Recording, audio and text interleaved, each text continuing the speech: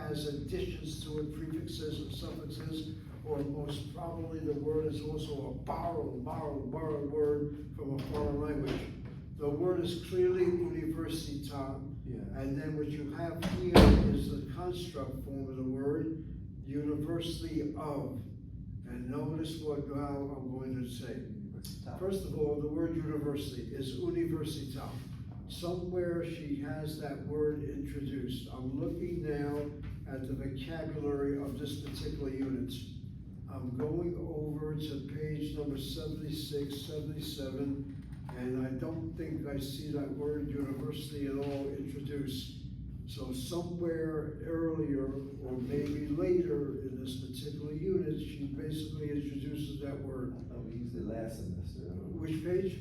No, I thought it was last semester. That's what I remember. Okay, well, maybe last semester. Okay, so somewhere in unit number 1 or 2, but let me just write out the word on the board rather than looking for where she introduced it. And now gives me and this will give me the opportunity of going into something we've been doing several times already. And that's what I do right now. We do what's called a chazarah. What we're doing every time I'm looking back on words, etc., is doing a review with you, a review. The Hebrew word for review is the word chazarah. That word chazarah, the shoresh of that particular word, is chet zayin resh. Chet zayin resh is the word to return, to return, to return. So ani choser, I'm returning, you might say, is the translation. Even though that verb is not a shleimim verb, the present tense so-called verb looks like a shleimim. Ani atahu choser, ani ati choseret, and in the plural forms are choserim and chosrot. And I guess what I'm trying to say is any word that has the het, the zayin resh, deals with the concept of coming back and coming back and coming back. The classic example of a chet zayin resh is the word chazir. The chazir, the Hebrew word for a pig. The pig, you might say, is the only animal that has 3 letters to its name and deals with the concept of returning. That's why the pig is what it is. It's always coming back to the garbage pile, always coming back to the food pile, da-da-da-da. And that's how that term is used regarding your eating habits. You're a chazer. Chazer is the Yiddish. You're a chazir. Constantly coming back. Well, can't you stop eating already? Okay, that's the relationship there. Chazarah means a review. And the English word review is interesting because if you look at the English word, view is to look at something, and review is to revisit looking at something. So in English, we have the term to see something again, to review. And in Hebrew, the word is to return, you might say. Anyway, anytime I go over something, it's a chazarah, it's a repeat, it's a review, etc. The word for university, as I write out the word without vowels, u, ni, ver, si, ta. The word itself has how many syllables? U is syllable number 1, ni is syllable number 2, ver is syllable number 3, si is syllable number 4, and ta is syllable number 5. It's 5 syllables. Second observation, the word ends with a kamatse. From Hebrew 1, many times we repeated words which have the following slash syllable. Kamatse, sego tav, chirkir tav, shurk tav, unless told otherwise, are feminine singular words. And sure enough, we assume that the word university, spelled with a kamatse at the end, is feminine singular. Lama zeh chashuv, why is this important? Because if I want to use an adjective with that word, it's a new university. Università, new chadasha. It's a great university, it's a good university. Università, tova. I don't say tov, I use the feminine marker because the word appears to be of the feminine gender. That's state number 1. State number 2 is the definite state of the noun. And the definite state is you add the definite article. The normal pointing of the definite article is a hey with a patach 100, except there are exceptions, including this one. The word begins with laryngeal, aleph ayin, hey or chet. Aleph ayin, hey or chet. The pointing of your definite article is going to be with a kamatz. With a kamatz. So the university is ha universita, spelled not with a patach on the day, with a kamatz, in order to avoid the laryngeal letter, which cannot take a dagesh chazak. And that's also true if a word begins with letter resh. So if I want to say the head, the word rosh is head in Hebrew, harosh, spelled with a kamatz on the head. And then finally, there is the construct state. The construct state, a word ending with kamatze will become patak tav. So it's u. Let's write it down properly so you can be able to see it better. I'm writing down the word u, ni, si, tat.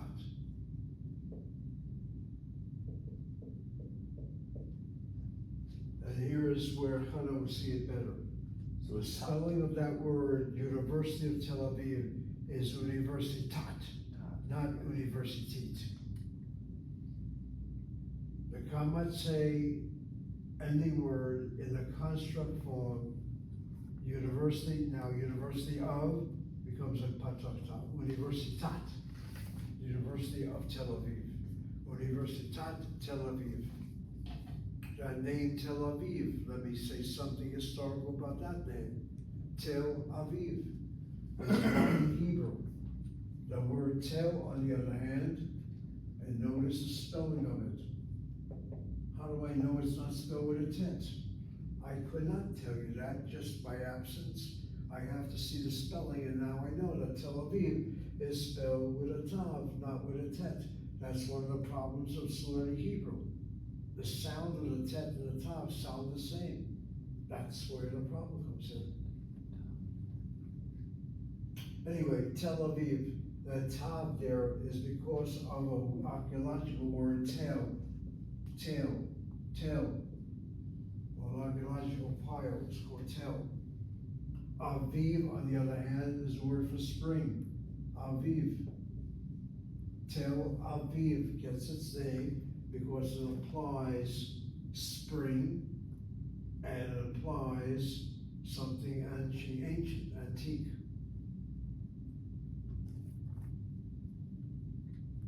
Do you understand what I just did?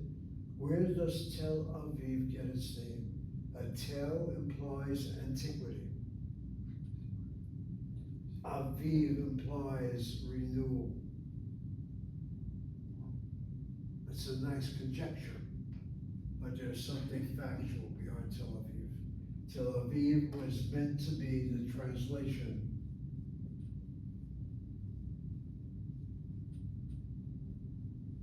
of one of the classic books on Zionism in German, written by Theodor Herzl, who knew no Hebrew, by the way.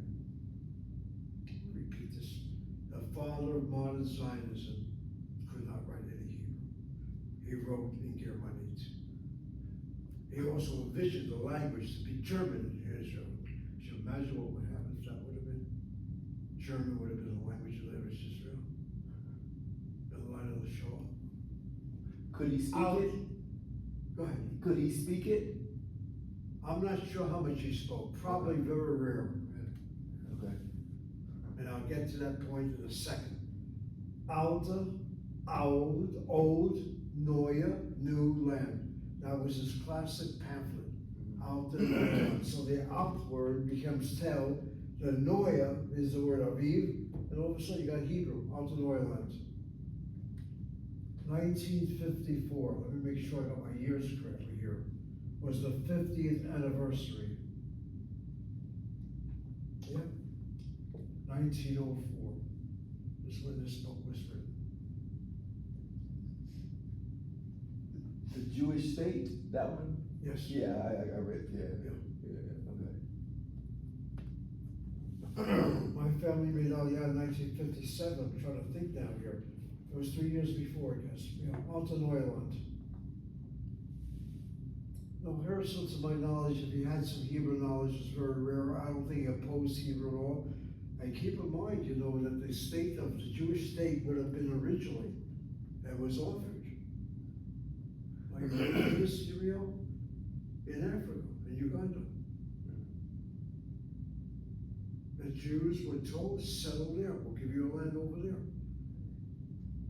And you can almost imagine what black Jews of Africa now are saying. That's right, it's a homeland, it first do. No, there's something very interesting about this business. And then to add to all this, I don't know if you're aware of the news, yesterday, the Prime Minister of India spoke at the Knesset. And his words, Chaya, Chana, Iriyahu, at the very end, Am Yisrael Chai, the head of India. And one of the Asian leaders a few months ago said the exact same words. That's now the new phrase. Any country now willing to recognize Israel on a very high level are now using the term Am Yisrael Chai. What's going on between Israel and India, I'm not quite sure, but I'll tell you one thing, it's probably the Muslim problem. Problem with Islam.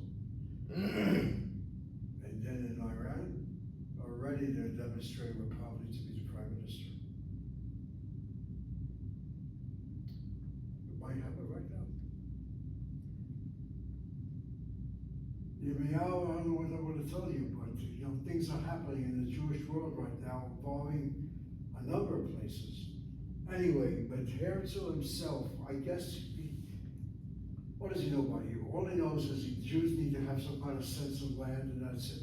And you asked me the question about the word enlightenment in my own article. That's where Herzl comes in. Modern European nationalism is no doubt a factor how Zionism comes into being. Even though it's as ancient as the Bible, it's irrelevant. To be like Herzl, it's the nationalism of the late 19th century that got him started. And he was a newspaper writer in Vienna somewhere. Anyway, people, he also died very young. He wasn't an old man at all.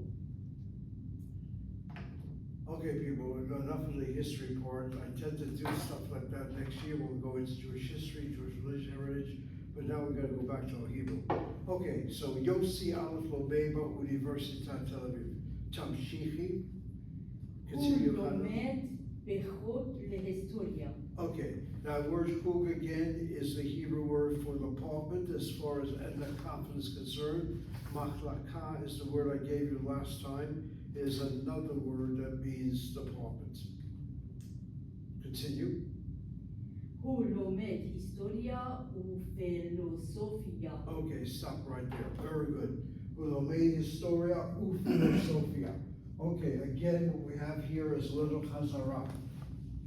I should do it in a very proper, long way of doing it, but I don't think we don't have the time for that.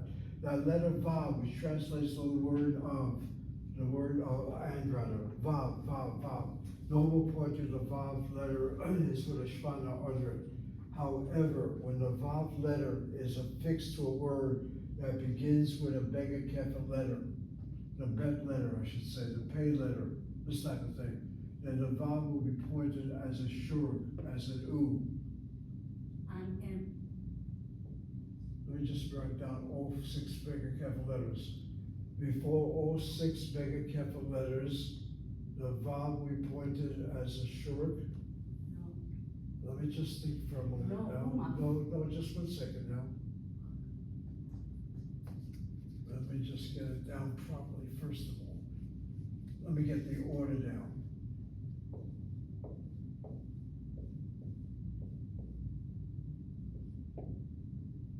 Okay. The Vav will be pointed as a short before the bet letter, the pay letter, the mem letter, has nothing to do with bega kefets now. 1 minute. There may well be another letter. Yeah.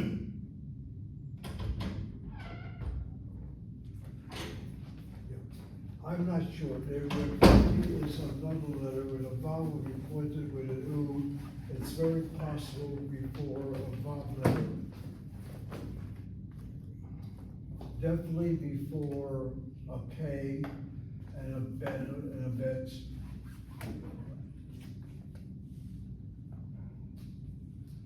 Not before the gimel or dalin or.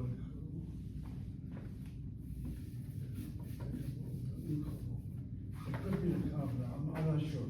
There's probably a fourth letter where the vav will get pointed as a short before certain letters, not necessarily the six megakefal letters.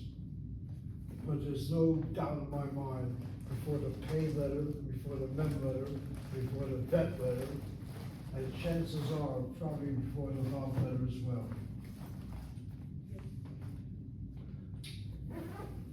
And then there's another problem. The vav gets pointed as a kamatz if the word that you're attaching the vav to is accented on the first syllable.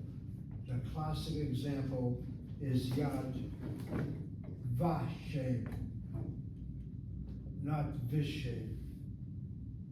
So it has nothing to do with the letter shin. It has to deal with the accent on the first syllable. And Yad Vashem is important because the leader of India not only spoke at the Knesset, they also visited Yad Vashem. That's now a ritual. If you're a head of a state, you come to Israel, they take you to three places. One is the Kotel, one is Yad Vashem. What's Yad Vashem? Wow. I missed it, but I looked at the video. Yad Vashem is Israel's national archives for the Shoah. For the what? Shoah, no Holocaust. Oh. And normally when you go to Yad Vashem, there's all kinds of respect you have to show, et cetera, et cetera. 82. Anyway, we're basically back here again, and we're going over some reviews, and as far as Hannah is concerned, she read correctly.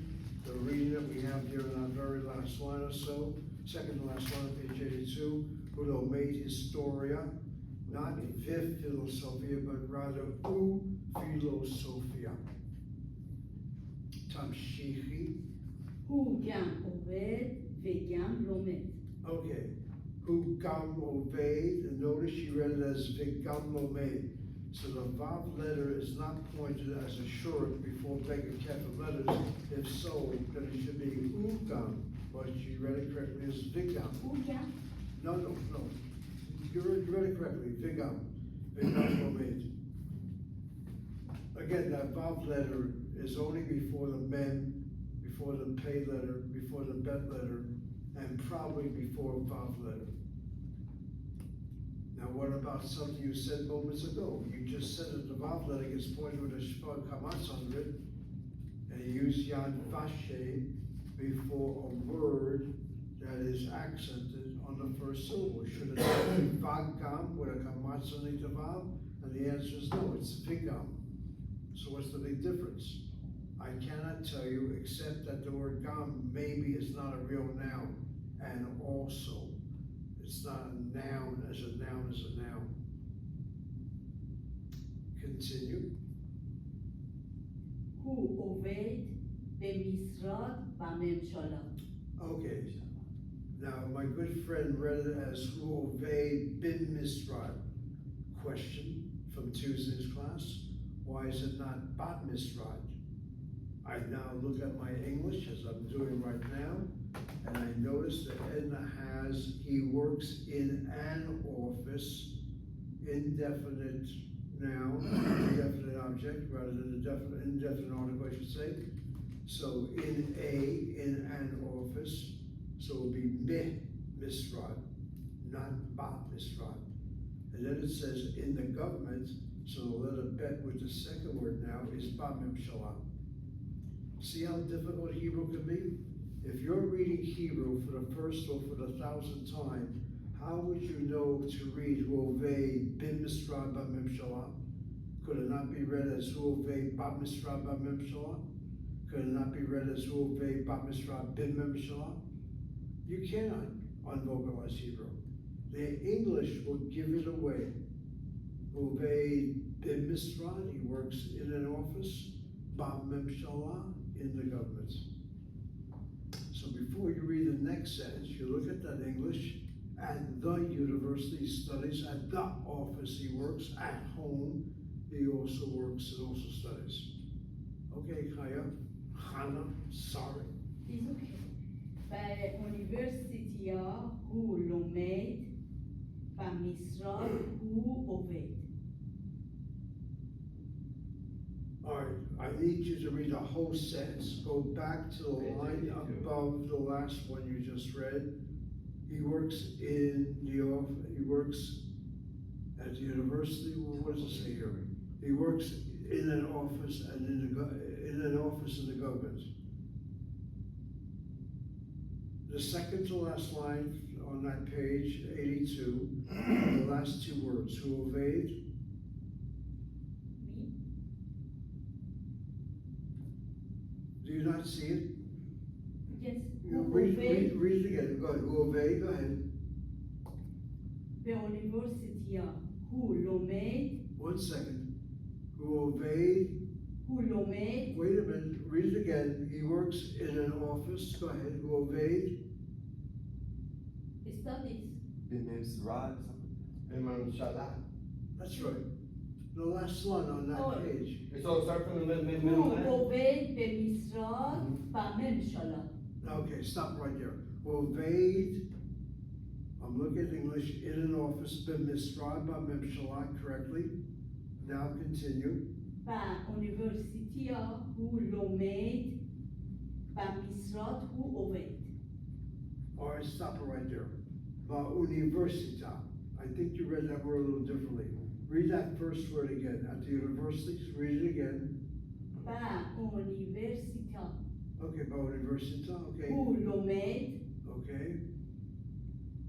במשרד הוא עובד. okay. B'misrad, who obeyed, at the office he works. And now, at home, he also works and studies. Go ahead, continue. רבובית הוא גם עובד וגם לומד. Okay, The name is the last 4 words you got down, gam ovev, gam omed, but the word that's gonna have to be corrected is at the home. Read that word again. The second to last word on the last line of page 82. At home, or at the home. רבובית הוא All right, read the last line on page 82, the last 2 words on that line. רבובית the name. הוא גם עובד וגם לומד. Okay, go back again, somehow it needs to be corrected. Read again Revolving. that word. רבובית, ר או ר? Okay. Revolving. Okay, how do you read at the house? No, I don't have a house. Are you reading it as uvavit? Oh, Oh, בבית. בבית. וואו. Vevavet, okay. Right. He reads it. ובבית הוא גם עובד וגם That's much לומד. better. Okay, we're getting there. Okay, the word first of all is bias. Let's just get that word down. Baruch, I understand that part of the situation with you is unvocalized Hebrew can make you Meshuggah. Meshuggah is Yiddish. Meshuggah is the same word, only we pronounce it the way the Moroccans pronounce it. Meshuggah. Meshuggah. Meshuggah means crazy. Mavubal means confusion. Anyway, the word is bayit. Watch what I'm about to do. This is the word bayit. In the house, bayit. We had a bet with a patach under it, and I guess that's not patach. And then when I want to say, I'm using now the phrase, and in the house. The pointing of the vav letter is normally with a shvana. However, we told you the bet letter, the vav letter, the mem letter, and the pay letter begins the word that follows, then you'll point your vav letter as a shura, not as a shvana. So I see the word in the house, vav bayit. The vav will be pointed thusly as a shura, u. The dagesh kal in that bet letter will now become continuous, And the form will be uva bayit, uva bayit, uva bayit. I'm looking at the English translation. Does it say at the house, according to Mrs. Common, at home he also studies? And at home. The fact that it says at home could not mean at a home he also studies. And here is where my understanding of English comes in. If I read it as at a home, then it would have to be uve vayit, it can't. If I read that word at a home, the word at home, the word home or house is the same word bayit. At a will be biv vayit. Watch what I'm about to do. Biv vayit means at a house or at a home. Then the vav comes along, so I guess it will be uve vayit. And why not? Uve vayit. Yeah. Oh, But I wanna ask my three students who know, the three of us, who know some English. When you say at home, is it something indefinite? I'm going home, I'm going to study at home. Does it mean any house or home, or does it mean a specific place when you say at home? And if you mean something specific, it's the home, the house. Let me repeat myself. If it's in general and specific, what would it be? No, wait a minute now, I'm giving you an English lesson which I've never given before. Oh, okay, right. When you say at the home, you mean at the home. You mean a specific home. At home, yeah. When I say at a place, it's any place. At the place is definite. At the home could be something definite as well, but I'm studying at home means my home, or maybe it doesn't. I guess I'm trying to understand what kind of Hebrew I want to use here. Is it uva bayit or is it uviv bayit? English would not help, except I'm giving it a definite state of existence, a definite house, so therefore vav bayit. Anyway, just a little play upon English grammar right now, where even the English can be controversial, how to go with it. But the fact that Yirmiyahu shook his head when I had something specific in mind is because when Yirmiyahu says, I'm going home, he's not going to his girlfriend's home or to his friend's home, he's going to his specific home. I think. Anyway, people, it's something that we think about. And the Hebrew itself, if it were pointed one way, then we definitely know what exactly is meant here. Okay, let me read again that paragraph so that we finally get it down finally. I'm going to read Ketak Gimel Otpam. Yossi Aleph Lomei Ba Universitat, or is it Be Universitat? Let me stop right now. University at the University of. Well, I see the word at the university, so whatever it is, Ba Universitat Tel Aviv. If I spread it as Be Universitat, it would be at a university Tel Aviv, but you're giving a name to it for God's sake, so it means the university. So Be Universitat, or maybe Ba Universitat. And let me stop right now, I'm not even sure. The Universitat Tel Aviv is a specific place. So should I not use a definite article? But since it's a specific name, it's irrelevant to definite article. The construct is being used with a name. Here's my question. Yossi Aleph Lomei Ba Universitat Tel Aviv is what I would read. It could also be read as Ba Universitat Tel Aviv, I guess. And then he learns Bechug Lomei Bechug. Bechug means in a department of history. Bechug la Historia. Ulomei Historia u Philosophia. That's no problem. Ugam Oved v'gam Lomed. Oved b'misra b'memshala. Checking the English, does it say in the office? Does it say in an office? So it's in an office, so it will be b'misra b'memshala. And then at the university, it says it that way. Yes, Ba'universitat Lomed. And then it says at the office, Bamisrad Oved. And then at home would either be Uva Bayit or Uve Bayit. I feel comfortable with Uve Bayit. And at the home, Oved become Lomed. Difficult with those words, but all right. The main thing is it's just reading a little bit without vowels. And then when Edna Coffin does, she doesn't want to give the last name. Yossi Olive, the Olive dot means he's got a last name, it's not important. Just use the first name.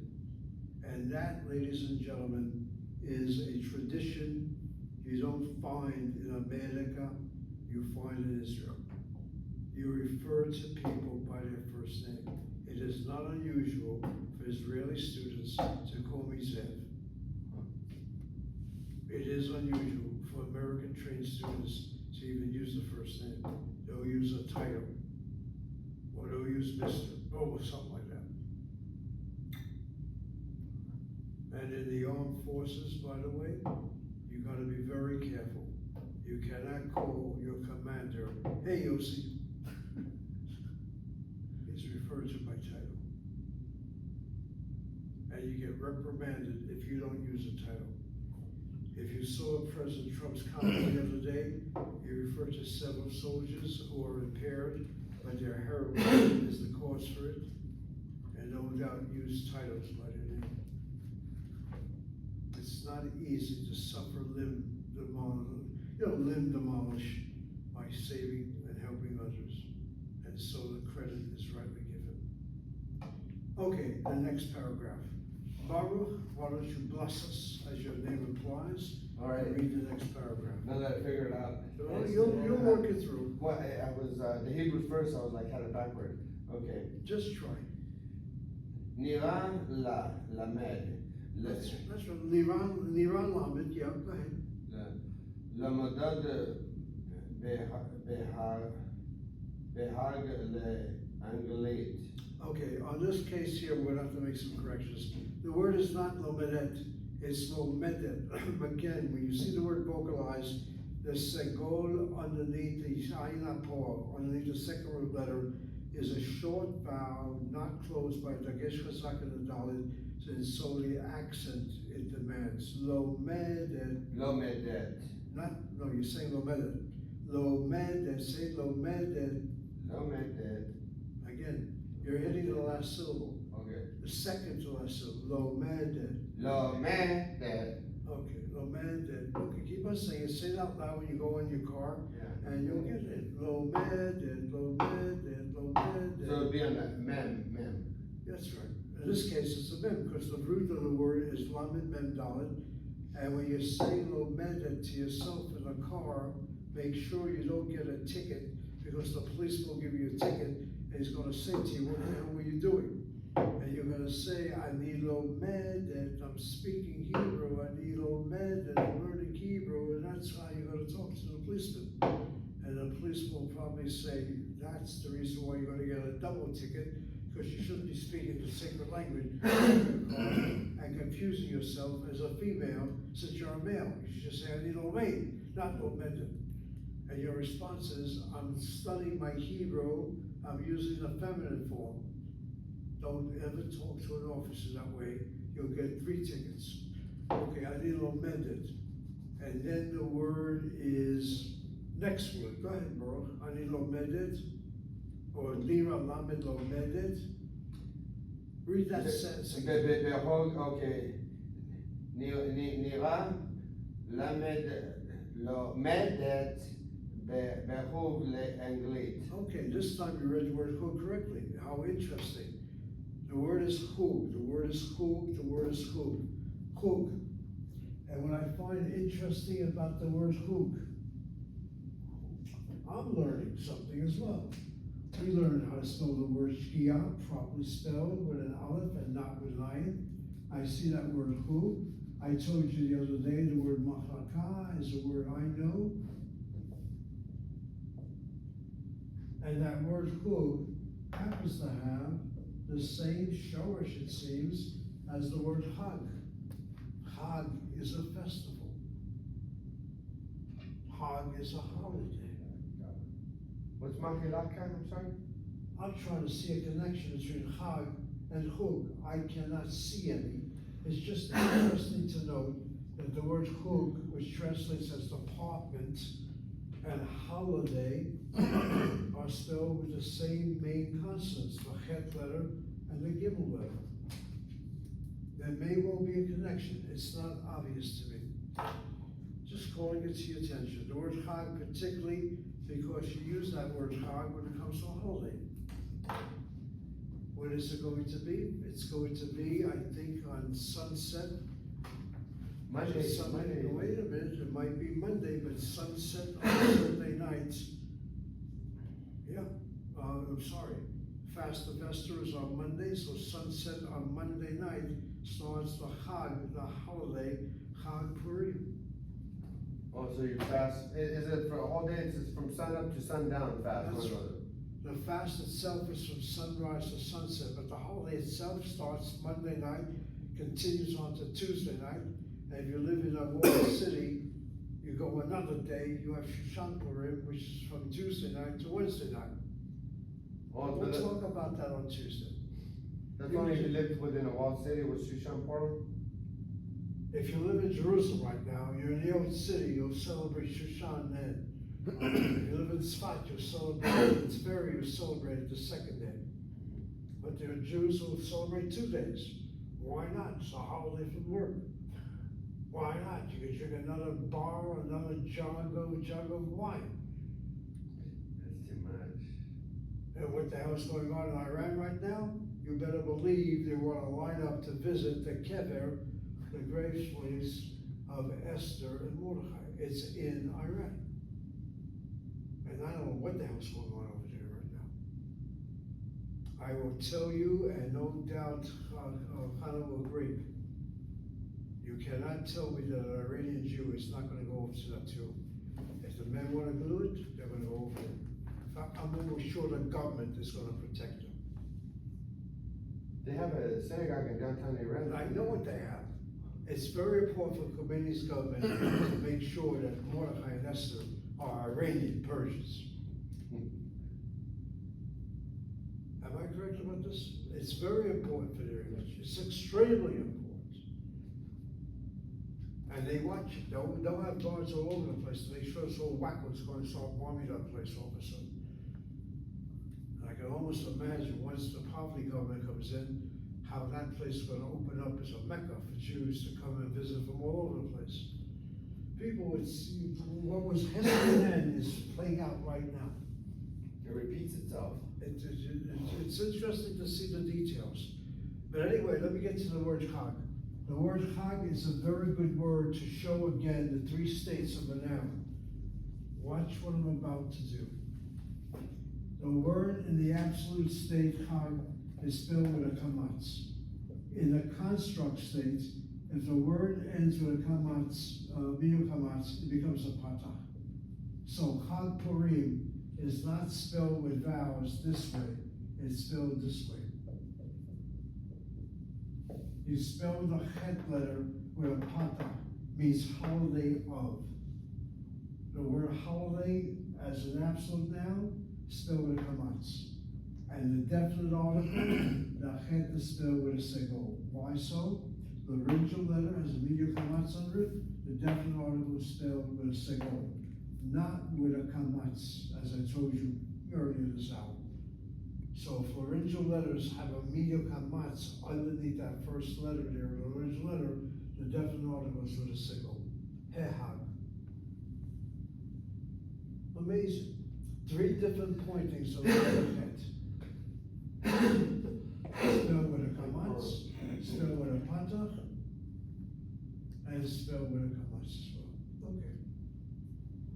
This is what happens when you get into grammar and you get into it very properly. It's not that easy to remember. It's constant exposure again and again. Okay, we've got more time, definitely. Let's go on with our Hebrew right now. Ketan Dalet. Were you reading at the down? Yes. Yeah, you were. yeah. Go, continue. Okay. Chi, Shumat, That's it. I'm just guessing, שהורים בספרות אנגלית. Okay, let's double check everything here. Okay, let's go back to the first sentence. Nira Lamed Lomed Bechug La'anlit in the Department of English. He shoma'at, the shoma'at word is not shomet. Again, it's a different Yisra. You have a word that ends with a original letter, the sego under the ayah and the lamra become patachs. In fact, the conjugation of a lamed ayin verb will be shown to us on page 89. We'll see it then. I'll go into more detail at that time. It's not shome'et, as you expect the word to be lomedet. The ayin letter causes the sego before and after the feminine singular to become patachs. Like in the masculine singular, shomea is a stolen patach phenomenon. But that's because it's not a shleimim conjugation. The next word is shiurim. The word shiur means lesson. Shiurim are lessons. The difficulty of that word shiur is if you don't pronounce your Hebrew carefully, it sounds like shirim. Shirim. So yishomah shirim b'sifrut. The word is shiurim. Shiurim. Shiurim instead of shiurim. And then the next word for literature. I'm going to take out my dictionary again, and the word is either sifrut or safrut. How are we going to read that word? There's a reason why I'm doing this. Let me first see the spelling that we have here, the vocalization, and then you'll see what I have to say. You're not aware of the problem of this word. I am. I just want to double check something before I go into what I'm about to say. Just bear with me. Again, Edna Coffin does not vocalize that word. At least I'm not aware of it in the vocabulary. Maybe she has it there, I don't know. But let me just double check something here if you don't mind. If I can even find a word here. Okay, we're getting close to it. Bevakasha. Okay. If I could see the Hebrew, the word for literature, she has the word. The word for library is sifriyat, not a problem. The word for librarian is safran, not a problem. And the word for literature, he has his sifrut. Sifrut. Okay, stop it right there. Feminine? No, it's not a question of feminine. I'll tell you what the question is in a second. All right, let me just get down that word. Let me get down a lot of words now. The key word is safer. Safer, nobody debates this. But I'm going to give you more insight. Safer today translates as book. But safer before the 17th century, going back to the 12th century, going back to the 1st century, going back to the millennia, the thousands of years before the Common Era, the word safer also existed. There were no books. To this very day, my fellow Jews refer to the 5 books of Moses, read from the Torah scroll, as the Sefer Torah. You're taking out the Sefer Torah from the Ark. You're not taking out a published printed book. You're taking out a handwritten manuscript. Well, what are you calling it Sefer for? Here's a classic example of a word which has total different meaning today than it did when it first came about. A Sefer is a manuscript. It now has on the additional meaning, a book. And manuscript today, if you write a manuscript, it's called a Megillah. As in the reading of the book of Esther. Notice my English reading a book of Esther on Purim, but you're not gonna read from a printed book of Esther, you're gonna read from a scroll of Esther, but we call it the book of Esther. It's called Megillat Esther as far as the Hebrew goes. And that word Megillah, let's get down that word. The word Megillah, just by hearing me say that word, is a feminine singular word, Megillah.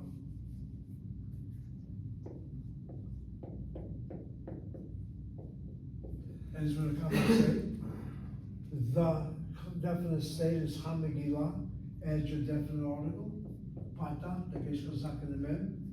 And as far as the construct is concerned, the Kamatse becomes a Patachta, Megillat. Megillat Esther. Same thing is true about the word Torah. Torah itself, in a construct state, is Torah. Torah Moshe Rabbeinu. The Torah of Moses, our teacher, Torah. Again, it's the same word, but it's used as a definite article, indefinite state, or in the construct state. Anyway, the word sefer, let's just translate that word sefer right now as book. From that word sefer, we get the word sifriya. Get down a new word. Library. Sifriya. Library. Sifriya. What about the English word library? Again, knowledge of Latin will help you. Library, liber, is book. And from the Latin word liber, library, L-B-R, if you want to see it that way, there's your word library. In my second year of Yeshiva University High School, called Manhattan Talmudic Academy, when I was there a student in 1955, 56 or thereabouts, we had to study a foreign language. Hebrew was mandatory for all the students. I did not choose Spanish nor French. I chose Latin. Why Latin, asked Emiel? Because I thought I'd follow my father's footsteps. My father was a pharmacist. I thought all pharmacists had to know Latin. They did, by the way, as far as the scriptures go. So I studied Latin. 2 years of Latin. It's been very helpful since. Sifriya, Safran, is librarian. Safran. Again, you can almost see the root, the summit, the pei de resh. You gotta add words that end with this type of combination. A patach, a shvanach, a kamatz, and a nun at the end. This is the vocalization of something that is repetitive. Repetitions involved. Any noun that describes a work habit that has this combination implies that. Could you give us an example? A gazlan.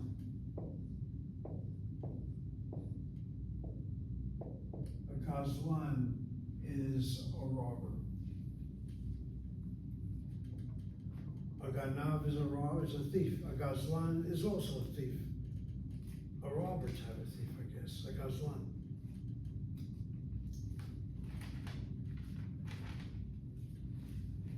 One who buries. The word kever is the word for gravesite.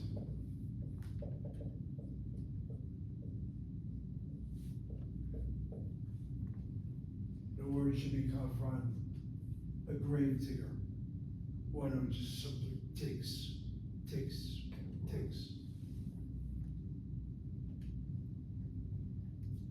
I'm sure there are other words. There are other words. It's just don't come to me that easily right now.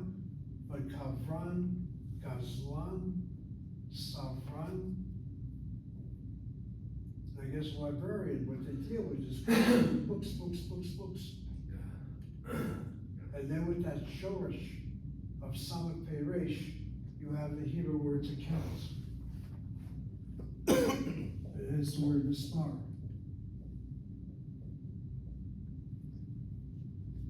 What does that mean? Samak pay resh?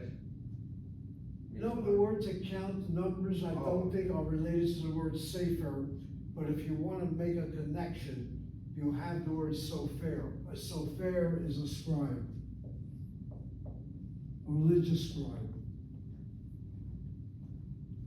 And the writer of a Sefer Torah, for example, is known as a sofer.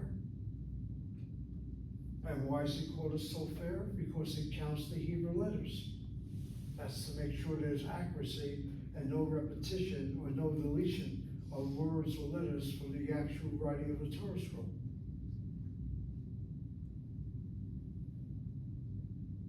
I can go on and on with this. But that's what happens when you have words that have similar spellings. They could be related or they could be a coincidence that they seem to be related. And the classic example that I like to use with English is going to the bank and having the teller count your money.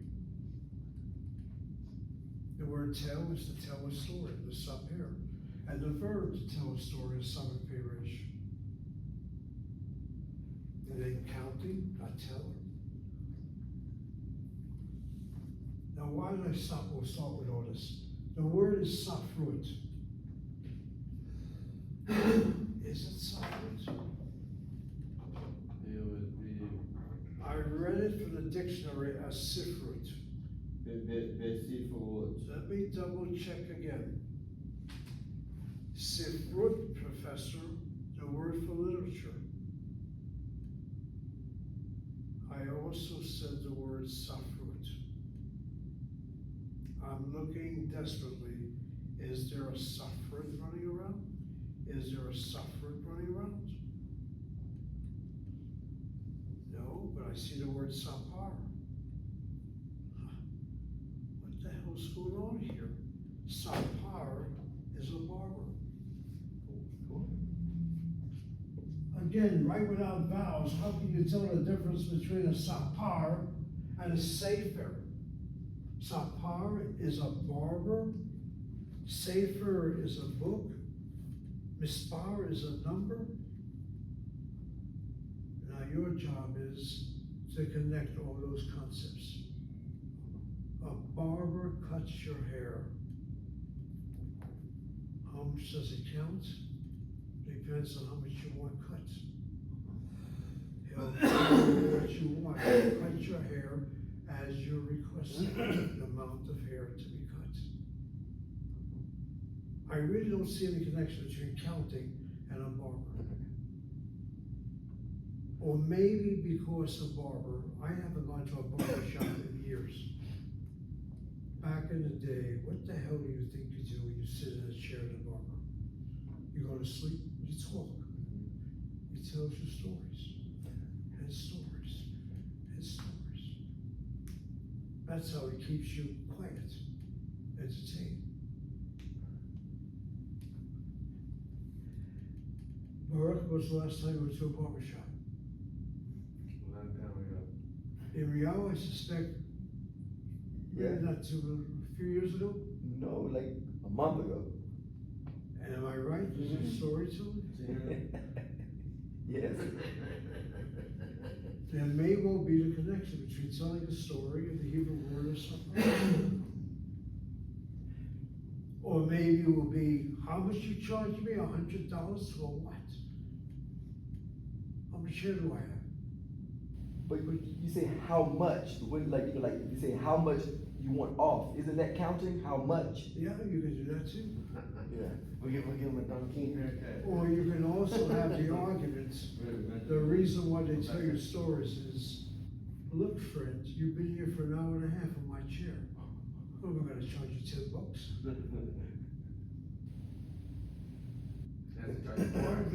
There are explanations, I'm sure, but you know, look, he's a buddy, he's taking care of your hair, he's bent upon it, and stuff like that.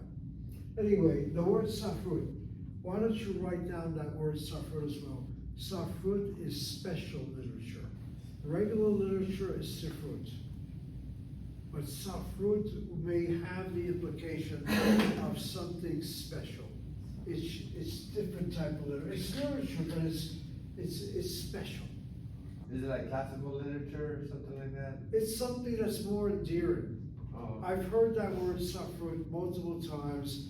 I'm double checking with the dictionary, as you know, I'm doing this hour, and I see the word sifrut. I understand sifrut. Well, take a look at your English. You say literature in English, literature. How many of you walk around and say, I'm studying English literature, the literature of the British Empire? The word literature exists, but I presume when you say literature, you have something high in mind, a high type of literature. What are you talking about? That's the way the English say that word, so what are you telling me is high? Well, in American English, we don't say literature. We say literature and something special. It's that type of connotation. What I find interesting is he doesn't, this dictionary, which is a very detailed one for a pocket dictionary, doesn't want to even give the word safrut, and I guess it's necessary. It's not necessary, but I know that word. So safrut, have it with sifrut, but the regular word for literature is sifrut, not safrut. If you say safrut, nobody's gonna go crazy over it unless they don't know that word safrut. Okay, back to you, Baruch. Go back to your reading again. Okay, בספרות, No, read it as sifrut. בספרות אנגלית. נראה תלמידת רצינת. Okay, it's interesting how you're reading this Talmidah. Now, the letter at the end of that word Talmidah looks like a hey to me. Why do you read it as a Tal? Or should be תלמידה. That's right. And then the next word for serious, how do you read it? I don't know, רצינית, I'm not familiar with it. Okay. In this case, it's a question of going over the vocabulary. Ritzini, I said ritzini, I said ratzini. How do I know it's not ratzini, masculine singular? But I know it isn't because I'll explain why in a second. Ritzini is the masculine singular. Add the letter tav, ritzinit is the feminine singular. The word means serious. And let me see if she has that word listed here at all in this particular, yes, she does. Wait a minute, on page 77, and part of doing this is you're gonna go over the vocabulary, everybody with vocalization. Ritzini, and feminine singular is ritzinit, the fourth word from the bottom on page 77. All right, let me just take a moment now and review with you some Hebrew grammar. And the Chazarah, with every word that we're seeing right now, is very important. It's good to go over again and again. The word itself, Reish Tzav Yud, if I spelled it as Ritzini, then I have a problem of syllabication.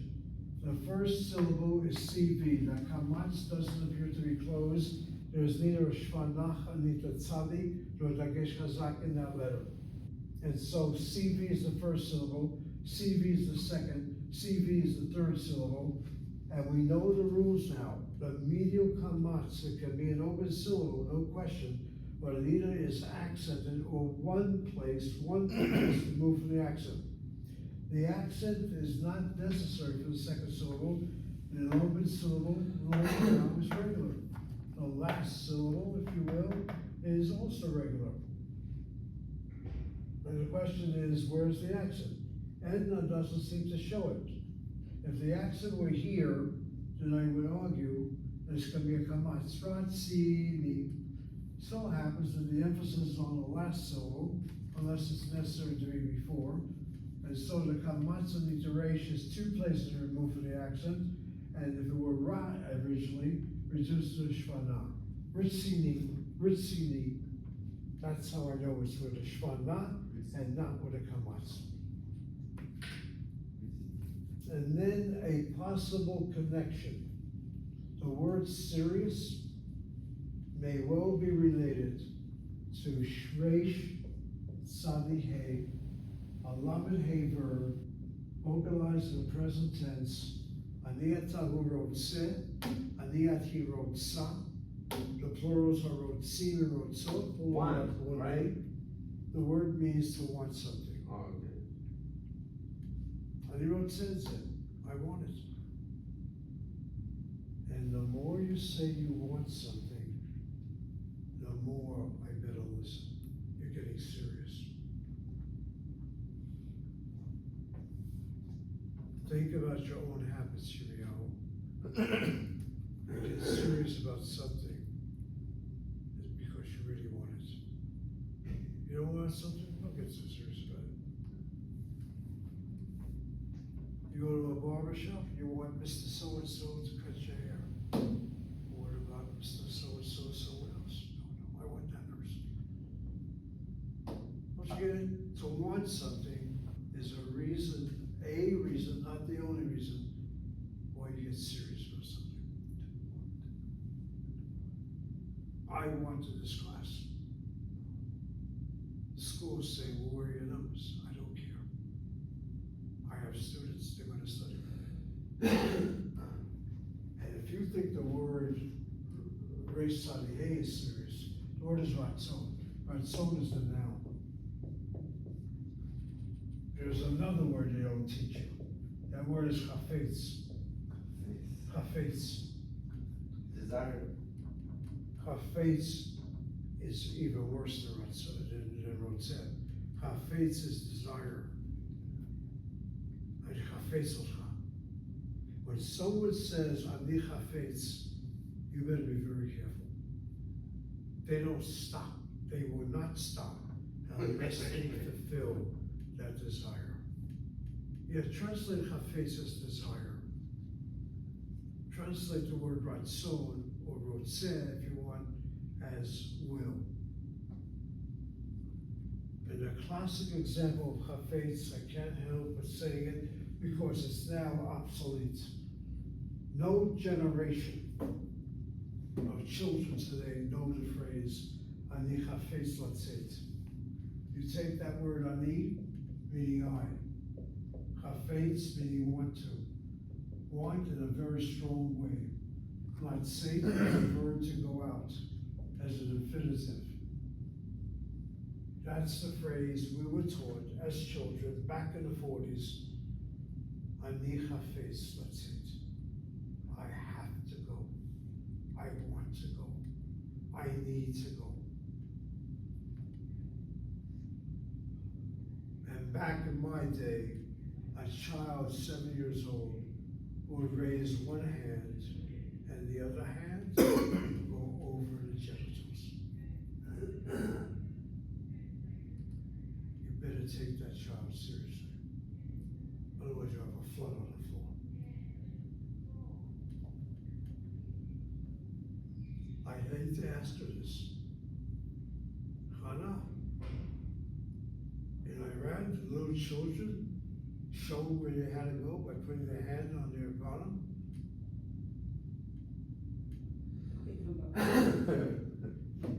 In my generation, we did.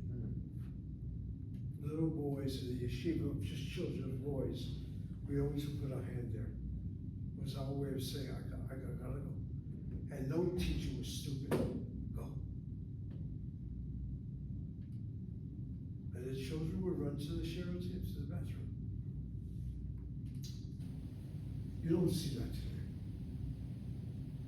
Today, let's say, but you go outside, you smoke marijuana.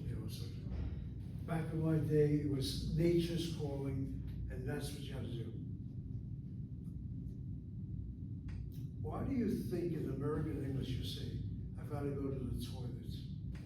You say toilet, go to a washroom. You don't say that dramatic word, toilet. You say bathroom. Restroom. Number one or number two? I don't know if they use that language anymore.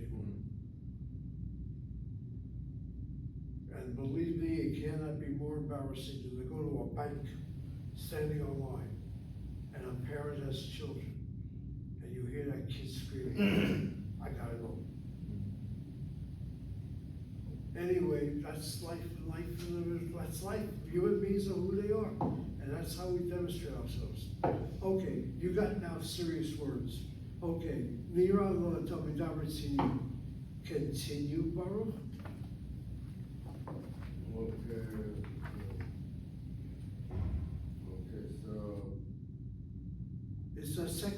paragraph. Oh, okay. So it would be, the, who, he, shumudat, No, shiurim, wait a minute, are you in the right place? no, which one? We're looking at the second line. Oh, okay, he, already, oh, Read the sentence again, Niram Talmidarazin. Pick up with that sentence again. okay, so page number 83, all right. So, okay, Nira Talmidar, let's need. Okay, now continue. Okay, so, he, lo medat. No, Lomedet. Lo medet. No, Lomedet. Lo medet. You're hitting that last syllable. Just say Lomedet. Lo medet. All right, you gotta work on that one. So the syllables on the mem? Yes, Okay. just to go underneath the mem is a short vowel, has to be accented. Lomedet. Okay, lo medet. Again, okay, just continue to read. Go ahead. Lo medet, haraba, I don't know that word, Okay, haraba, not exactly, harbe. Harbe means much, a lot. Okay. Arbe. Okay, continue. Yes, please. Igam, tavat, Okay. Kotevet, koto, vet. Otovet, Sifirim, that's right. Vereshirim, Shirim, the word is shir, shirim. Shirim, Veveshirim, Ve'ivrit, is that correct? You read correctly. Very That's good. correct, go ahead. Ve'anglit, Uve'anglit. Okay, the word, okay, I'll go into that word soon. Continue to read the last sentence. Behita, he, lomedad, uve'vet, he, kotavet. Okay, the Koteva word you got down, the other words you have to make some correction. All right, people, let me go over the last sentences that he read.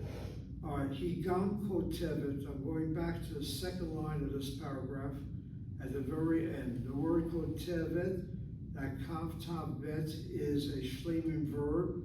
Go back to Unit 1 and Unit 2, which introduces those words to us. And you have Ani Atavu Kotev, Ani Ati Kotevet, feminine singular, and the Kotevim and Kotvot are the plural forms. The subject of this sentence is the word he. He is your subject pronoun she. So he is not Kotev, but he is Kotevet. Higam Kotevet, Sipurim v'Shirim. The word Sipurim, again, this is where vocalized Hebrew is different than unvocalized Hebrew. Now let's understand what goes on here. From that word Sefer, the word Sifriyan, the word Safran, and all those words that we saw so far, you have the word Sipur. Sipur is a story, properly spelled with vocalization. You'll notice the samach has a here, followed by a dagesh chazak in the pay. Writing Hebrew without vowels, this is what we do. You put a yud in here to get the E sound, and don't think it's a long here, because if it were, then the word would be read as sifur. This is only a marker to help us read the shorsh kirik, and the dagesh chazak stays in that pay letter. The word is read as sipur, not as sifur, even though that's the impression you get. If you see a yud there, you would think this is a long kirik. It's not. It's a way to read unvocalized Hebrew. That's one of the biggest problems of vocalization versus unvocalized Hebrew.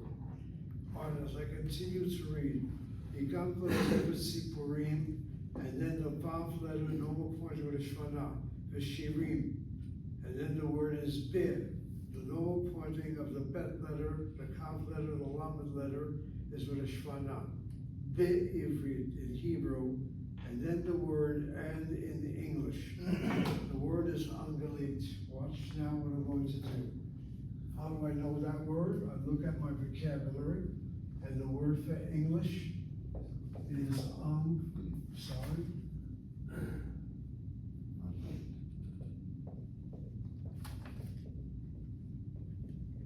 The patach is underneath the aleph, closed by the shvanach underneath the nun. The gimel letters of dagesh kal. Bega careful letters following a consonant. It's the same thing as saying following with shvanach. Have a closer quality to it. And the last syllable is C-I-N-C-V-C. Do you see that? The gimel has a shvanach under it.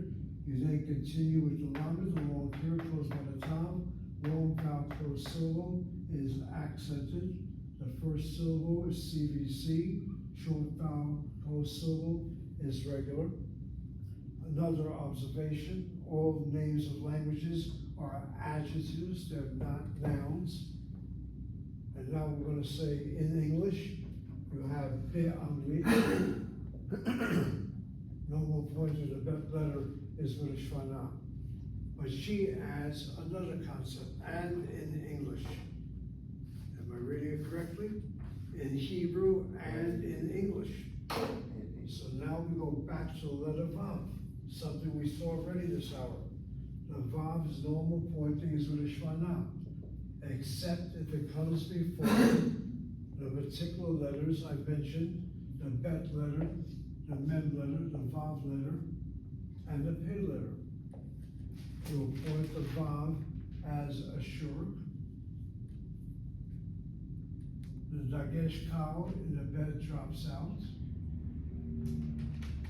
And the shva underneath stays. And the reading will be uve anglit, or blended together, anglit. Again, notice why I'm saying it as uve anglit. If I read it as uv, then I would have a shvanach sound closing a long vowel shurk, and that doesn't make sense. So I'm keeping it separate. Then I'm saying ve'angalit. Why don't I add a dagesh kal? Because it's following a long vowel. But you have a shvach cluster? Sounds that? You have a shvanach cluster? It could be a shvach. No, the shvach cluster would have been if the vowel were pointed as a shvanach. It's normal pointing. But we already made the concept that a vowel pointed before a bet letter will be pointed as a short right away. Has nothing to do with the shvanach. But your observation is a good one. And then the other question is the word really part of the word that follows? Is it not a separate word? Yes, in English, the word is and, it's separate. But in Hebrew, it happens to be a prefix of the word that follows. That Vav letter is not written by itself. It's attached to the word that follows. And then you have the problem of a separate word. The word ma is a classic example. It stands by itself, but that letter hey is not a constant closing that patach, and that patach gets closed by the next word, taking a dagesh chazak in it, as in the word ma zeh.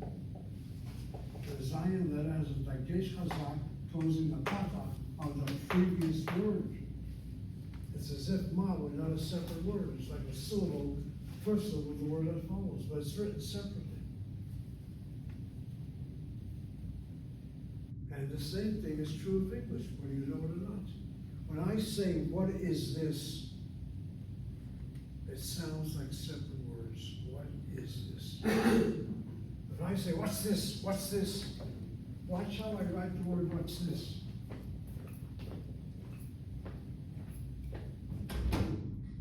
Hyphenated X. What's it? That's the same thing as the masa. I'm running the words together.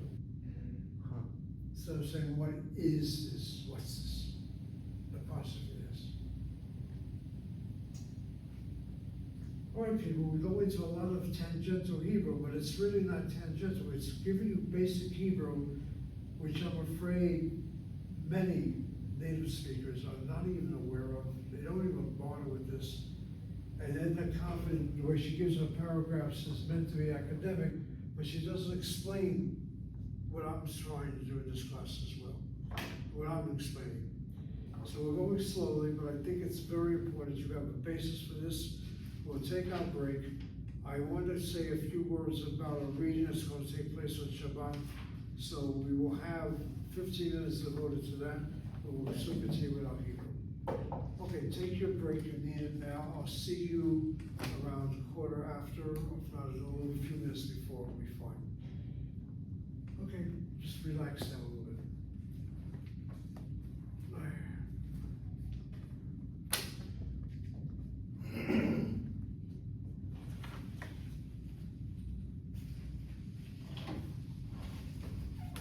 And you be out there going to a barber at least a few weeks ago? What happened? How often do you go to a barber? Like, once a month. No kidding. Go on, come on. Are we on break? Mm-hmm. Yeah, I'm just trying to figure out where's